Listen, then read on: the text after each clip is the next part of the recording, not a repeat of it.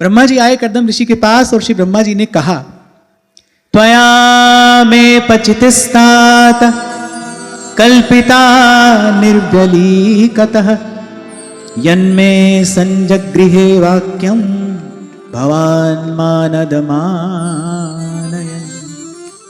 ब्रह्मा जी बड़े प्रसन्न हैं, भगवान का प्राकट्य हुआ है, ये तो प्रसन्नता का कारण है ही। पर श्री ब्रह्मा जी कर्दम ऋषि पर बड़े प्रसन्न हैं। और क्यों प्रसन्न हैं? ब्रह्मा जी ने कहा कि तुमने मेरा सम्मान करते हुए जो मेरी आज्ञा का पालन किया, बोले इससे तुम्हारे द्वारा मेरी निष्कपट पूजा संपन्न हुई है। अब इस बात को बहुत ध्यान से आप समझिएगा। शायद पूर्व भी कभी किसी चर्चा में मैंने आपसे निवेदन किया था कि धूप दीप नैवेद्य आदि से भी भगवान की पूजा होती है। धूप दीप नैवेद्य आदि से भी भगवान की पूजा होती है, पर धूप दीप नैवेद्य आदि से ही भगवान की पूजा नहीं होती। वो भी भगवान की पूजा की एक सामग्री है, पर जब आपकी चेतना उन्नत होती है, उज्जवल होती है, जब आपको केवल अपने मंदिर में ही भगवान का दर्शन नहीं होता, जब यत्र तत्र भी आप भगवान की सत्ता का अनुभव करने लगते हैं, तब मुझे लगता है कि सत्कर्म भगवान की सबसे सुंदर पूजा सामग्री है। आपके द्वारा जो सुंदर कर्म किया जाता है, आपके द्वारा जो सत्कर्म, शुभ कर्म, पवित्र कर्म किया जा रहा है, वो भगवान की सर्वश्रेष्ठ आराधना सामग्री है। अब यहां ब्रह्मा जी कह रहे हैं कि तुमने जो हमारी आज्ञा का पालन किया, वो जो आज्ञा पालन है, ब्रह्मा जी ने कहा भाई वो हमारी सर्वश्रेष्ठ पूजा है, आज्ञा पालन। गोस्वामी जी मानस में कहते हैं आज्ञा सम न सुसाहिब सेवा। शायद गत सत्र में ही मैंने आपको कहा था कि भाई मिट्टी भी हो, पानी भी हो, और कुम्हार जिस चाक पर चढ़ाकर बर्तन बनाता है वो चाक भी हो, सब कुछ हो, लेकिन अगर कुम्हार ना हो तो मिट्टी बर्तन नहीं बनती। कुम्हार ही तो मिट्टी को पात्र बनाता है ना। ऐसे ही जीवन में कोई गुरु हो जो आपको साधना के चाक पर चढ़ाकर, गुरु के बिना जीवन मिट्टी है। कबीर कहते हैं ना भाई, आए हैं सो जाएंगे, राजा रंक फकीर, कोई सिंहासन चढ़ चला और कोई बंधा जंजीर। जो आया है भाई उसको जाना ही है, रहना नहीं है, देश बेगाना है, वो जाएगा। कोई कैसे जाएगा, कोई कैसे जाएगा। अच्छा, एक और बड़े आनंद की बात संत देखते हैं इस संसार में कि चले जाने के थोड़े समय के बाद टाइम फेड्स एवरीथिंग। नारायण स्वामी कहते हैं कि सहज ही जिनके पग परत रजसम होत पसान। एक समय कोई ऐसे वीर थे, पांव धरते थे और चट्टान मिट्टी हो जाती थी। अरे कभी थे तो थे, नारायण तिनको कहूं रहो न नाम निशान। आज उनका कोई नाम निशान भी नहीं है। आप कभी जाकर देखिए, बड़े बड़े श्रेष्ठ राजाओं के बड़े बड़े किले, आज देखो, आज वहां भूतवास करते हैं, आज वहां प्रेतवास करते हैं। तो कोई बड़ा था तो था भाई, पर कब तक बड़ा रहेगा। तो कह रहे हैं अगर जीवन में गुरु नहीं है, कहने का तात्पर्य यह है कि अगर जीवन में जीवन साधने की वो जो प्रक्रिया है वो आरंभ नहीं हुई है, फिर तो जीवन मिट्टी ही है ना भाई, मिट्टी ही है, मिट्टी ही है। हाँ, गुरु मिल जाए और इस मिट्टी को उठाकर कृपा का जल मिलाकर और साधना के चाक पर चढ़ा दे तो उसको पात्र बना देता है। हम कहते हैं कृपा कृपा सब कोई कहे, पर कृपा पात्र नहीं कोई। कृपा पात्र सोई जानिए जो आज्ञावर्ती हुए। अब भाई ये वृंदावन धाम है, ये भगवान का नित्य सिद्ध धाम है। यहां चाहूं और हम गाते हैं प्रेम की नदी बहे चहोर, जय जय जय श्री वृंदावन। अब यहां तो भाई दिन रात श्री जी की कृपा का वर्षण हो ही रहा है। अब कोई पात्र हो, नंददास अपनी पंचाध्यायी में कहते हैं कि बिन अधिकारी भय नहीं वृंदावन सूझे। इन चर्म चक्षुओं से, इन चमड़े की आंख से क्या देखा जाता है, क्या दिखाई पड़ता है? कुछ अधिक नहीं दिखाई पड़ता है इससे। जो वृंदावन धाम का वो जो नित्य सत्य शाश्वत सनातन शुद्ध बुद्ध स्वरूप है, वो तो भाई कोई गुरु का कृपा पात्र ही देखता है ना। उस रस स्वरूप का तो कोई वही अनुभव करता है। और वो पात्रता जीवन में आती कैसे है? कह रहे कृपा पात्र सोई जानिए जो आज्ञावर्ती हुए। और वहां गोस्वामी जी मानस में कह रहे हैं आज्ञा समना सुसाहिब सेवा। सबसे बड़ी सेवा क्या है? हमारा तो धर्म ही सेवा है। हम जिस महत आचार्य की चरण शरण में आए हैं, हमारे आचार्य ने तो हमें धर्म ही सेवा का प्रदान किया है। हमारा तो धर्म ही सेवा है। पर सेवा का क्या अर्थ है, सेवा की क्या विधि है, कैसा सेवक होना चाहिए, कैसा सेवक का जीवन होना चाहिए, यहां एक बड़ा सुंदर संकेत आज इस प्रसंग में हमको मिल रहा है। कह रहे आज्ञा समना सुसाहेब सेवा, कह रहे गुरु की आज्ञा में रहने से बड़ी और कोई सेवा नहीं। गुरु ने कहा है पास रहो तो पास रहो, गुरु ने कहा है दूर रहो तो दूर रहो। कह रहे बस गुरु की आज्ञा में रहना, इससे बड़ी कोई सेवा नहीं है। और जो सर्व संशय का परित्याग करके गुरु की आज्ञा में रहेगा, जो अपना जीवन गुरु की आज्ञा को समर्पित करेगा, बोले वो एक दिन भगवत कृपा का पात्र अवश्य बन जाएगा। एक दिन ये जीवन रूपी मिट्टी सुंदर पात्र का रूप अवश्य धारण कर लेगी। सेवा कहना बड़ा सरल है भाई, पर सबते सेवक धर्म कठोरा। लेकिन सबसे कठिन अगर इस संसार में कुछ है तो वो सेवा करना ही तो है। बड़ा सुंदर संकेत गोस्वामी जी मानस में देते हैं। कह रहे कैसा होना चाहिए सेवक, सहज स्नेह। पहली बात, पहला गुण उसका सहज स्नेह स्वामी सेवकाई। कह रहे सबसे पहले तो सेवा में सहज प्रीति होनी चाहिए। सेवा में सहज प्रीति हो, माने सेवा आपको सहज में करना अच्छा लगे, आपको सेवा करना अच्छा लगे। इसीलिए मैं बार बार आपसे कहता हूं भाई, भगवान से प्रार्थना करना कि सदा सेवा करने योग्य बने, हमको कभी सेवा करानी नहीं पड़े किसी से।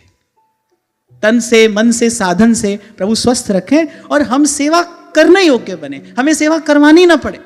सेवा अच्छी लगे, सेवा प्रिय लगे, सेवा में हमारी सहज रुचि हो, सेवा में हमारी सहज प्रीति हो। एक और बात, जैसे ही प्रेम स्पर्श करता है वैसे ही ये घटना घटती है। जैसे ही प्रेम आपकी चेतना का स्पर्श करेगा, ऐसे ही आपके भीतर ये घटना घटेगी। आपका लेने का मन नहीं होगा, आपका सहज मन होगा भाई किसी को दें, किसी को दें, अपने हिस्से का सुख भी किसी को बांट दें। तो गोस्वामी जी कह रहे कैसा होना चाहिए सेवक, सहज स्नेह स्वामी सेवकाई। सेवा में रुचि हो, सेवा में प्रीति हो। आपको मैंने कभी कहा था कि जिसको सेवा का सुख मिलता है ना, वो तो कहता है भाई भगवान का दर्शन भी हो कि नहीं हो हमें चिंता नहीं है, पर भगवान की सेवा मिलनी चाहिए। एक दिन श्री हनुमान जी को सेवा नहीं मिली। जानकी जी ने कुछ ऐसी व्यवस्था कर दी, बोले ये एक क्षण के लिए भी न्यारे होते ही नहीं भगवान से। दो बात हमको करनी हो प्रभु से, हनुमान जी हमको अवसर ही नहीं देते। तो एक दिन जानकी जी ने ऐसी व्यवस्था कर दी, एक दिन हनुमान जी को सेवा नहीं मिली। हनुमान जी तो जैसे जल के बिना मछली छटपटाती है ना, ऐसे छटपटाने लगे। भाई सेवा के बिना नहीं रह सकते। ये होता है सेवक का प्रथम और सर्वश्रेष्ठ लक्षण, सहज स्नेह स्वामी सेवकाई। जैसे क्रोधी व्यक्ति को बिना ही बात के क्रोध आ जाता है, बिना ही बात के, क्योंकि स्वभाव है उसका। अब एक लोभी व्यक्ति होगा, वो बिना ही किसी कारण के, बिना ही किसी प्रयास के सहज ही धन के चिंतन में लगा रहता है, कैसे धन बने, कैसे धन बढ़े। ऐसे ही जो सेवक हो वो कैसा हो, ये जिसकी सहज ही सेवा में रुचि हो, माने सेवा के बिना रहा ना जाए। इसको कहते हैं सहज स्नेह, उसके बिना रहा ना जाए। और फिर दूसरी बात कहते हैं सहज स्नेह स्वामी सेवकाई। स्वार्थ छल फल चार दिहाई। और कैसे सेवा करे, कह रहे सबसे पहले तो स्वार्थ छोड़कर, स्वार्थ छोड़कर, माने मुझे कुछ मिले, इसके बदले में मुझे कुछ मिले। सेवा को साधन ना समझे, सेवा साध्य है। मुक्त भुगत जुगत तेरी सेवा, जित तू आप करावे। जिन्होंने इस संसार की सबसे सुंदर सेवा की, सबसे सुंदर सेवा करने वाले कौन है संसार की? संत संसार की सबसे सुंदर सेवा करते हैं। वो ऐसा सुंदर विचार देते हैं, वो ऐसा सुंदर विचार देते हैं कि जड़ चेतन की ग्रंथि खुल जाती है। हरि का नाम, हरि की कथा, हरि का कीर्तन। देखो भाई, 3 ताप से तपते हुए जीव को आज आखिर आवश्यकता किसकी है? सद्विचार की आवश्यकता है, पवित्र विचार की आज संसार को सबसे अधिक आवश्यकता है। विचार ही तो मैला हो गया है। कली केवल मल मूल मलीना, पाप पयोनिधि जनमन मीना। मन ही तो मैला हो गया, विचार ही तो अपवित्र हो गए। संसार को आज सबसे अधिक आवश्यकता सुंदर पवित्र विचार की है। संत सुंदर विचार देता है, हरि की कथा, हरि का कीर्तन, वो अमृत घोलता है हमारे विश्व भरे जीवन में आकर। तो सबसे सुंदर सेवा संत करता है। जिसने संसार की सबसे सुंदर सेवा की, वो क्या कहता है? तुद आ गए अरदास हमारी, जी जंत सब तेरा, कहो नानक सब तेरी वड्या, कोई नाम न जाने मेरा। एक बात तो गांठ बांध कर रख लो, सेवा कर रहे हो, सेवा कर रहे हो तो प्रभु का धन्यवाद करते रहना, खूब करते रहना। उसने आपको योग्य समर्थ बनाया है तो आप सेवा कर रहे हो, उसने आपको चुना है तो आप सेवा कर रहे हो। ये तो भाई बहती बहती धारा है गंगा की, आप इसमें गोता लगाकर पवित्र हो जाओ। आप नहीं करोगे तो कोई और करेगा, प्रभु अपना कार्य करा लेंगे। आप नहीं करोगे तो कोई और करेगा। और दूसरी बात, आप नहीं करोगे तो उसमें दो हानि है, एक तो प्रभु के काम आने से वंचित रह गए, और दूसरा सेवा नहीं करोगे, सत्कर्म नहीं करोगे तो फिर ये जीवनी शक्ति तुमसे उत्पात कराएगी। सीधा सा सिद्धांत है ना भाई, energy can neither be created nor destroyed, it can be transform from one form to another, but energy can neither be created but energy can be constructive, energy can not be destroyed but energy can be destructive. अगर अपनी जीवनी शक्ति को आप सत्कर्म में नहीं लगाओगे, सेवा में नहीं लगाओगे, और खास तौर से जो युवा लोग सुनते हैं मुझे, उनको तो मैं बहुत बल देकर कहूंगा, सेवा करते रहना, सेवा के साथ साथ भजन करना। ये सब बालक यहां जो मेरे साथ बरसों से रह रहे हैं, आप कभी इनसे पूछना, ये भी आए थे तो मैंने एक ही बात कही थी, भाई यहां किसी की सेवा करते रहना, सेवा करते करते भजन करना, सेवा करते करते भजन करना, सेवा करते रहना। नहीं करोगे तो वो जो आपकी जीवनी शक्ति है वो कुछ ना कुछ अवांछित ले आएगी आपके जीवन में, आपको पहुंचा देगी कहीं कहीं ऐसी जगह जहां आपको नहीं जाना चाहिए। मन से, विचार से, चिंतन से, क्रिया से, वृत्ति से, प्रवृत्ति से वो आपको पहुंचा देगी कहीं और। तो मैं तो कहता हूं कि सेवा मिले तो धन्यवाद करिए, भगवान ने आपको चुन लिया। वो किसी से भी करा सकते हैं अपना कार्य, वैसे तो उनको किसी की भी आवश्यकता नहीं है। जिनकी मात्र कृपा दृष्टि से सकल विश्व को पलते देखा, उनको किसी की आवश्यकता नहीं है, फिर भी प्रभु ने आपका हमारा चयन किया, हम सौभाग्यशाली हैं। कहो नानक सब तेरी वड्याई, कोई नाम न जाने मेरा। तो कह रहे पहले तो सहज स्नेह स्वामी सेवकाई, पहले तो सेवा में सहज प्रीति हो, और फिर कह रहे स्वार्थ, सबसे पहले तो स्वार्थ का त्याग करके सेवा करें। भाई इसके बदले मुझे क्या मिलेगा? जब आप कोई साधन करते हैं तब फल की इच्छा होती है, लेकिन सेवा साधन नहीं है, सेवा साध्य है, सेवा तो फल है। संसार में कहते हैं सेवा करोगे तो मेवा मिलेगा, ऐसी बोलचाल की भाषा में कह देते हैं ना, सेवा करोगे तो मेवा मिलेगा। पर भाई बड़ी भूल है ये, सेवा ही मेवा है, सेवा का कोई और मेवा नहीं है, सेवा ही मेवा है। असली वस्तु, असली जीवन का फल, जीवन की सफलता, सार्थकता सेवा ही तो है, सेवा ही है। एक बार 5-7 वर्ष पहले की बात है, शंभू जी का स्वास्थ्य ऐसे थोड़ा सा ठीक नहीं रहता था, तो हमने इनको 2-4-5 दिन के लिए नेचुरोपैथी में भेज दिया। मैंने कहा आप वहां चले जाओ। ये तो बेचारे दूसरे दिन घबरा गए, वहां तो सब बड़ा सुंदर था, स्वस्थ था, ये तो दूसरे दिन घबरा गए। ये तो मुझे फोन पर कहा, बोले जी मैं तो यहाँ नहीं रह सकता हूँ। मैंने कहा क्यों? बोले सुबह से शाम तक कोई काम ही नहीं है यहाँ पर। तो बोले मैं तो ऐसे नहीं रह सकता। तो ये 5-7 दिन के लिए गए थे, 2-3 दिन में लौट आए। मैंने सेवा के बिना रहा ना जाए, ये होती है सेवा में सहज प्रीति। आपका कोई हिडन एजेंडा नहीं होना चाहिए। आपके शब्दों में अगर मैं कहूं, आपको सेवा मिली, आप सेवा कर रहे हैं, तो आपका कोई हिडन एजेंडा नहीं होना चाहिए, किस लिए कर रहे हैं सेवा। अरे सेवा ही सब साधनों का फल है। इसलिए गोस्वामी जी ने कहा सहज स्नेह स्वामी सेवकाई। मैं ये बात इसलिए बड़े विस्तार से कह रहा हूं भाई, हम तुम सब सेवा करने वाले बैठे हैं यहां पर। हम सबको लगता है भाई हम सेवा कर रहे हैं, श्री जी की सेवा कर रहे हैं, संतों की सेवा कर रहे हैं, इसकी सेवा कर रहे हैं, उसकी सेवा कर रहे हैं। आज ये प्रसंग आया, ब्रह्मा जी ने कहा भाई आज्ञा पालन सबसे बड़ी सेवा है, गुरु की आज्ञा में रहो, ये सबसे बड़ी सेवा है। और फिर सेवक का गुण यहां पर प्रकट हो रहा है। कैसा होना चाहिए सेवक? जो आज्ञा, सब प्रकार के संशय से रहित उसकी बुद्धि हो, द्वंद्व रहित उसका चिंतन हो, तब वो सेवा के योग्य है। तभी कह रहे हैं सब ते सेवक धर्म कठोरा। सेवक होना कठिन है। आप माला लेकर भजन करो, कर लोगे। अपने मंदिर में आप ठाकुर जी की पूजा करो, कर लोगे। प्रकट में साधु की सेवा में आपको भेज दिया जाए, कठिनाई पड़ेगी बाप, कठिनाई पड़ेगी। क्यों? क्योंकि जिसे सेवा कहते हैं उस स्थिति को प्राप्त करने के लिए इन सब सोपानों से होकर जाना पड़ेगा। अब अपने भीतर देखना, टटोलना नहीं है, हमारे भीतर स्वार्थ मिलेगा। आप ढूंढोगे, ईमानदारी से ढूंढोगे, आपको मिलेगा। और यदि स्वार्थ है तो फिर सेवा नहीं है भाई, फिर सेवा नहीं। आप सेवा के प्रत्युत्तर में कुछ चाहते हो, फिर वो सेवा नहीं है, फिर वो एक क्या है, व्यापार है। फिर वो एक व्यापार की वृत्ति, भाई आप कुछ दे रहे हो, बदले में आप कुछ लेना चाहते हो। तो सबसे पहले कहते हैं स्वार्थ छोड़कर सहज स्नेह, याद कर लो ये पंक्तियां, गाओ। सहज स्नेह स्वामी सेवकाई। स्वप्न में भी कभी कोई ये विचार ना आए, भाई सेवा के बदले हमें क्या मिलेगा, चाहे वो श्री जी का दर्शन ही क्यों ना हो ना। स्वार्थ फल छल फल चार विहार। सबसे पहले स्वार्थ छोड़कर, और फिर कहा छल, जिसकी सेवा में रहो फिर निश्चल होकर सेवा करना।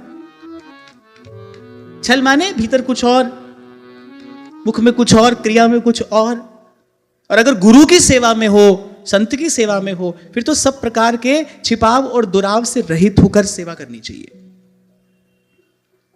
किसी प्रकार का कोई कपट मन में ना हो। और मैं तो कहता हूं कि यदि ऐसी कोई भावना, ऐसी कोई बात मन में आ भी जाए, गुरु से कह देना चाहिए। गुरु से दुराव नहीं करना चाहिए, गुरु से छिपाना नहीं चाहिए। जैसे डॉक्टर से ही रोग छिपाओगे तो रोग बढ़ेगा ना। डॉक्टर से तो जो भी आपको पीड़ा हो, कष्ट हो, कह देना चाहिए, और कहना पड़ता है, तभी तो रोग का निदान होता है, उसका समाधान होता है। पर क्या है ना, हमारी वृत्ति कैसी है, अच्छी बात तो खूब बढ़ चढ़कर बताते हैं। गुरुजनों को भी छोटा सा भजन में कोई अनुभव हो जाए, छोटा सा कोई अनुभव हो जाए ना, तो दौड़ दौड़ कर बढ़ चढ़कर बताते हैं। क्यों? भाई अपने गुरुजी से तो कहना ही चाहिए। फिर जैसे कभी कोई मेरे को भी कह देता था पहले, अब तो मेरा मिलना नहीं होता किसी से, पहले कहते थे कि आपसे तो कह सकते हैं ना, आपको तो कहना ही चाहिए ना, और फिर अपना अनुभव कहा। हम भी भाई मुस्कुराते हुए सुन लेते हैं, क्योंकि भाई मुझसे नहीं कहोगे, किसी और से कहोगे जाकर। नारद जी जब कामदेव को जीत कर आए, तो सबसे पहले महादेव के पास गए, महादेव को अपनी सारी कथा स्वयं कह सुनाई। अच्छा, महादेव ने कहा कि नारद जी एक बात हम आपसे विनती करके कह रहे हैं, आप ये कथा श्री हरि के सन्मुख जाकर मत गाना। नारद जी ने मन में सोचा, बोले ये हमारा उत्कर्ष देख नहीं पा रहे, ये जो हमारा उत्कर्ष हो रहा है ना, क्योंकि कामदेव ने इनकी समाधि तो छेड़ ही दी थी, हमारी नहीं छेड़ पाया, तो बोले ये हमारा उत्कर्ष देख नहीं पा रहे। नारद जी ने कहा अब तो सबसे पहले हम उन्हीं को जाकर बताएंगे। फिर उसके बाद हुआ कि आप सब जानते हो नारद जी की क्या दशा हुई, आप सब जानते हो। आप देखो, जिसके बल पर वो स्थिति पाई, महादेव सबके गुरु हैं, वो त्रिभुवन के गुरु हैं। गुरु कह रहा है भाई ये काम नहीं करना, छोटा सा अनुभव या छोटी सी उपलब्धि, छोटी सी प्राप्ति, नारद जी पचा नहीं पाए, प्रभु को जाकर सब बात कही। तो छोटा सा अनुभव वो तो अपने गुरु को तो बताना ही चाहिए। लिख कर बताओगे, हमसे मौका मिलेगा तो सामने आकर बताओगे। अरे ये सब बताते हो गुरु को, ये बताओ नहीं बताओ, गुरु को अपने मन का कपट बताना चाहिए, गुरु को अपने मन का पाप कहना चाहिए, गुरु को अपने मन की नीचता कहनी चाहिए। पर हमारी सहज वृत्ति यही है, मनुष्य ऐसा ही करता है ना भाई। पुण्य का तो खूब प्रकाश करता है, अखबार में छपाता है, अपने पुण्य का तो वो खूब प्रकाश करता है और चाहता है, उसको अखबार में छपाता है। इसीलिए क्या होता है, पुण्य प्रकट होते ही क्षीण हो जाता है। आपने कोई सत्कर्म किया, फिर आपने उसको यहीं पर प्रकट कर दिया, तो माने आपने कमा भी लिया और आपने खर्च भी कर दिया। पुण्य को तो प्रकाशित करता है, पाप को छिपाता है। पाप छिपाता है इसलिए पाप बढ़ता चला जाता है, पुण्य को प्रकट कर देता है, पुण्य घटता चला जाता है। तो गुरुजनों की सेवा में रहो, तो यहां कहा कि अगर सेवा में हो, स्वार्थ छल फल चार विहार। और फिर केवल इतना ही नहीं, वो कह रहे स्वार्थ और छल की तो छोड़ो, कह रहे फल चार विहाई। फल चार समझ गए? फिर धर्म अर्थ काम मोक्ष, कह रहे मोक्ष पर्यंत सब इच्छाओं का त्याग करके की जाए तो सेवा है। मोक्ष पर्यंत सब इच्छाओं का त्याग करके की जाए तो सेवा है। इसलिए कहा है संतों ने, सबते सेवक धर्म कठोर। अब कहने को तो भाई हम सब क्या है, सेवा में हैं। क्या कर रहे हैं? श्री जी की सेवा कर रहे हैं। कहां है? सेवा में हैं। पर देखो, ऐसी होती है सेवा, ऐसा होता है सेवक, ऐसी होनी चाहिए सेवा, ऐसा होना चाहिए सेवक का जीवन। तो कहा सहज स्नेह स्वामी सेवकाई, स्वार्थ छल फल चार विहाई, आज्ञा सम न सुसाहिब सेवा, सो प्रसाद जनु पावे दे। कह रहे स्वामी की आज्ञा में रहने जैसी कोई और सेवा नहीं है, बस आज्ञा में रहे। जैसे एक बार पता नहीं किसने मुझसे पूछा कि बोले आप तो किसी से मिलते नहीं, तो हम अपने गुरुदेव की सेवा कैसे करें?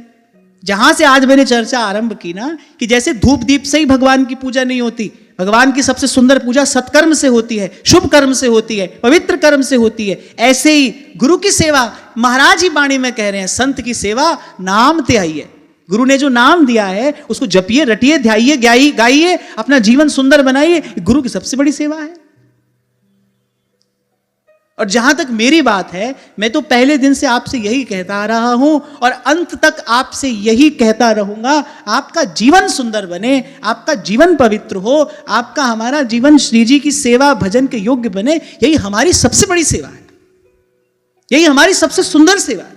आप ये करो, पर यह करना कठिन है। दुनिया भर की भेंट सामग्री मेरे माथे डाल देना आसान है, वो तो आप कर लोगे, मैं जानता हूं। मैं कभी आपसे एक वस्तु कहूंगा तो आप 2 ले आओगे, मैं ये भी जानता हूं। पर मैं आपसे ये सेवा नहीं चाहता, मुझे आपसे इस सेवा की अपेक्षा नहीं है। चाहता हूं आपका जीवन सुंदर बने। जिस स्थान में, जिस परिवेश में, जिस वातावरण में आप रहते हो, आप सबके लिए साधक बनो, आप सबके लिए सहयोगी बनो। सरल से शब्दों में मैं कह दूं, आपका जीवन किसी के काम आए। बाबा बुल्ले शाह बड़ी सुंदर बात कहते हैं, कहते बुल्लिया जे तू कदे किसे दा फट नहीं सीता, कोई अभाव में था, आप उसके काम नहीं आए। कह रहे बुल्लिया जे तू कदे किसे दा फट नहीं सीता, कह रहे एवें फेर यही माड़ा तू कख नहीं कीता। इसलिए मैं आपको कह रहा हूं, ये बच्चे जब मेरे पास में आए, मैं सबसे पहली बात यही कही थी, सेवा करते करते भजन करना। आ तो गए, सब छोड़कर आ गए, बोले भजन करेंगे। क्या करोगे यहां? बैठ जाओगे 4 घंटा, बैठ जाओगे 6 घंटा, बैठ जाओगे? नहीं बैठ पाओगे, नहीं बैठ पाओगे। वहां पर पहुंचते पहुंचते पहुंचा जाता है, कई सीढ़ियां पार करने के बाद कोई वहां पर पहुंचता है, और कोई बिरला ही वहां तक पहुंचता है। हम तो भाई साधक हैं, आ गए हैं, श्री जी की बड़ी कृपा है, यहां तक आ गए, पर सेवा करते रहना। मन को, भाव को उज्जवल करने वाली सेवा के जैसी और दूसरी कोई रीति नहीं है। और मैंने आपसे यह भी सदा कहा, जब मैं कहूं सेवा, तो केवल मंदिर में ठाकुर जी की सेवा नहीं कह रहा हूं मैं, सबकी सेवा। जब अवसर मिल जाए, जब प्रभु आपको अवसर दे दे किसी की भी सेवा का। और सेवा करनी कैसे है? हमको किसी की भी सेवा करने का अवसर मिले, हमको नहीं देखना है कि हम किसकी सेवा करें, हम तो उसी की सेवा कर रहे हैं, जो है उसी का है। हम उसी के नाते, उसी की प्रेरणा से, उसी की दी हुई शक्ति से उसी की सेवा कर रहे हैं। 4 बात याद रखनी है, हम प्रभु के नाते, प्रभु की दी हुई शक्ति से, प्रभु की प्रेरणा से प्रभु की ही सेवा कर रहे हैं। और कोई भाव अन्य अपने मन में नहीं आने देना है। अगर ये सोचकर करोगे भाई इसकी सेवा कर रहे हैं, तो फिर आपको बदले में उत्तर क्या मिलेगा, इस बात की अपेक्षा रहेगी। इसी से तो मुक्त होना है। अपने मन को, भाव को, वृत्ति को उज्जवल करना है, पवित्र करना है, और इसी व्यापार की वृत्ति से ही तो हमको मुक्त होना है। इसी को कहते हैं गति होना, इसी को कहते हैं आगे बढ़ना। फिर कह रहे आज्ञा सम न सुसाहिब सेवा, और कह रहे सेवक तो ऐसा है, वो कह रहे हैं मुझे आज्ञा रूपी प्रसाद ही मिलता रहे, बस स्वामी मुझे बार बार किसी ना किसी सेवा की आज्ञा देते रहे। कह रहे मेरे लिए यही प्रसाद है। एक बात आपको और कहता हुआ आगे चलता हूं, कि भगवान सेवा बाद में देते हैं, सेवा करने की सामर्थ्य पहले देते हैं। आपको सेवा बाद में मिलेगी, प्रभु का स्वभाव ऐसा है। मैं आपसे मेरे प्रभु का स्वभाव कह रहा हूं, उनका स्वभाव ऐसा है, वो आपको सेवा बाद में देंगे, सेवा की सामर्थ्य पहले देंगे। कोई तो कारण था। हनुमान जी तो हनुमान जी हैं, जब आ गए सब कार्य पूरा करके, और भगवान हनुमान जी का धन्यवाद करते अघाते नहीं है। हनुमान जी को बड़ा संकोच हुआ, रोते रोते चरणों से लिपट गए और कहा कृपा निधान कि नाथ न कछु मोर प्रभुताई, सो सब तव प्रताप रघुराई। बोले करोड़ों करोड़ों वानरों में से आपने अपनी मुद्रिका तो मुझे ही दी थी। हनुमान जी ने कहा, बोले प्रभु इतने इतने वानर थे, आपने मुझे मुद्रिका दी? वो मुद्रिका नहीं थी, वो आपने मुझे ये कार्य पूर्ण करने की सामर्थ्य प्रदान की थी।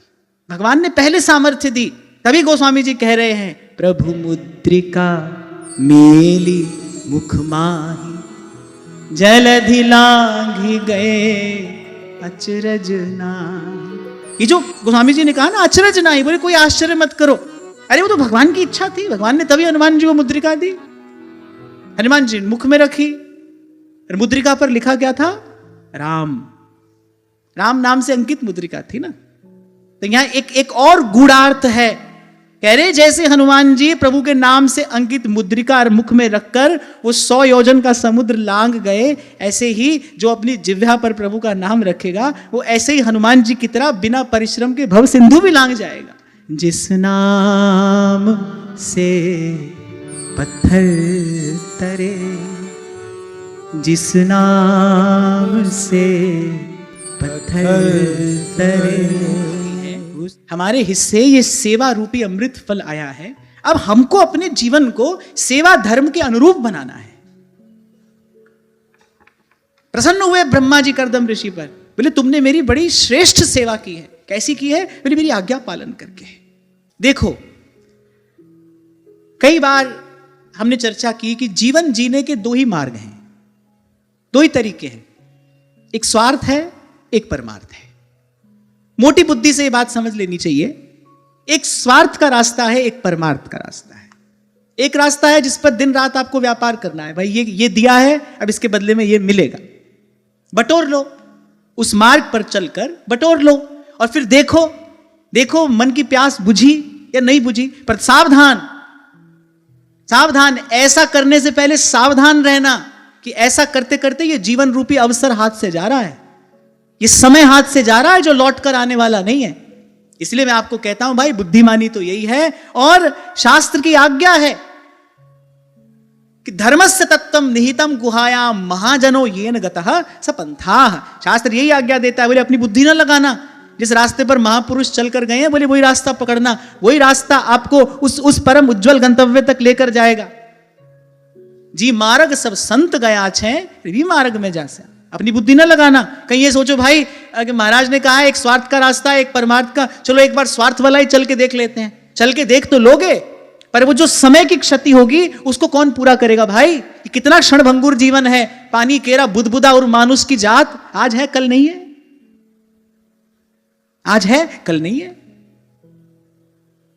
तो इसलिए बुद्धिमानी तो यही है, विवेक तो इसी को कहते हैं कि महज्जन जिस मार्ग पर चल कर गए भाई हम भी उसी पर चलेंगे।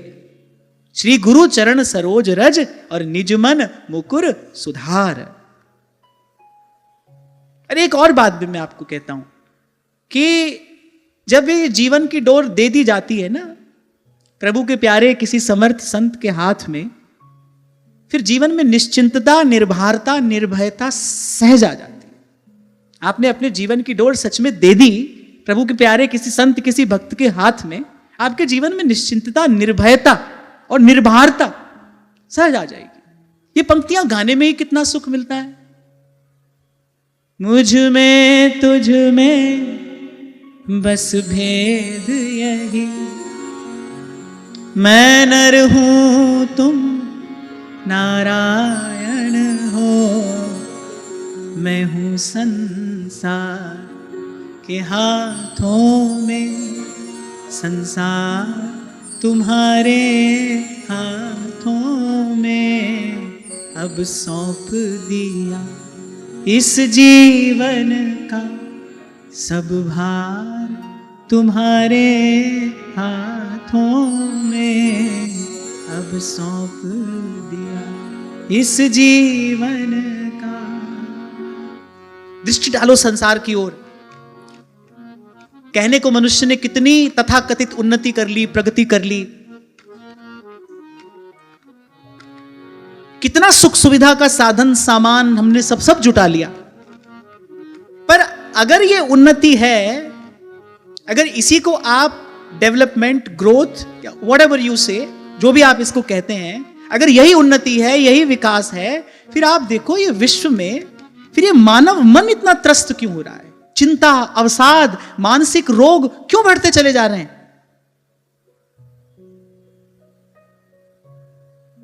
मन कितना अस्वस्थ हो गया है, कितना निर्बल दुर्बल हो गया है। आपने सुख सुविधा का साधन तो जुटाया, लेकिन कितनी चिंता पड़ गई जीवन में। एक बार कहीं कहीं किसी संत के चरणों में बैठकर थोड़ा उससे विवेक प्राप्त करके एक बार विचार तो करो, भाई ये घाटे का सौदा किया है या फायदे का? क्या क्या देकर क्या लिया आपने? जड़ वस्तुएं अपने जीवन में एकत्रित की, कितनी मानसिक चिंता, कितना अवसाद, कितनी निराशा जीवन में आ गई। ये उन्नति है, ये प्रगति है? बिल्कुल भी नहीं। मेरे विचार से तो बिल्कुल भी नहीं है। जैसे मैं आपको एक छोटा सा उदाहरण देता हूं, आपको समझ में आ जाएगा। एक आपके घर का एटमॉस्फेयर है, आपके घर का एटमॉस्फेयर, वातावरण।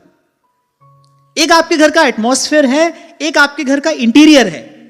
इंटीरियर माने आपके घर की साज सज्जा जो भी है। तो एक आपके घर का इंटीरियर है, एक आपके घर का एटमॉस्फेयर है। इंपॉर्टेंट क्या है, इंटीरियर या एटमॉस्फेयर? एटमॉस्फेयर। आप सब एक स्वर से कह रहे हैं एटमॉस्फेयर। और आज मनुष्य ने जो किया है, वो क्या किया है? उसने अपना इंटीरियर सुधारते सुधारते अपना एटमॉस्फेयर बिगाड़ लिया। इंटीरियर तो खूब सुंदर बना लिया, खूब साज सज्जा, सुविधा, साधन, सामग्री सब जुटा लिया जीवन में,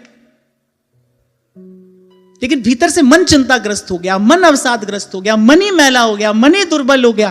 भय, चिंता, क्लेश, इस सब ने ग्रस लिया जीवन को। तो ये तो ऐसा ही हुआ ना कि किसी ने अपने घर का इंटीरियर सुधारने के लिए अपने घर का एटमॉस्फेयर बिगाड़ लिया। अरे साज सज्जा थोड़ी कम हो कोई बात नहीं, पर जहां रहते हो वो वातावरण तो सुखद होना चाहिए ना, वो वातावरण सुखद होना चाहिए। अभी कुछ दिन पहले की बात है, एक महापुरुष कृपा करके पधारे यहां कुटिया में।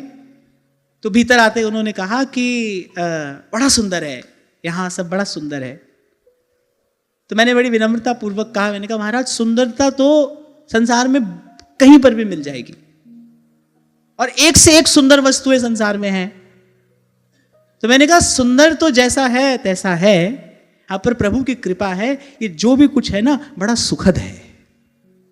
सुंदर तो हो भले ना हो, पर सुखद होना चाहिए। ऐसे ही आप जिस वातावरण, जिस परिवेश में आप रहते हैं ना, सुंदर कम हो अधिक हो चलेगा, पर सुखद होना चाहिए। वहां का परमाणु पवित्र होना चाहिए। वहां आप रहें तो आपके भीतर सद्विचार का उदय होना चाहिए। इसीलिए आपको कहता हूं, जिस स्थान पर रहते हो थोड़ी देर भगवान नाम का कीर्तन होना चाहिए। कोई सुनने वाला मिले तो ठीक, नहीं तो अपने मन को ही बैठकर भगवान की कथा सुनाओ। वो जिस स्थान पर आप रह रहे हो उस स्थान का परमाणु पवित्र होना चाहिए। और गृहस्थ व्यक्ति को तो ऐसा अवश्य ही करना चाहिए, बिना प्रमाद के करना चाहिए।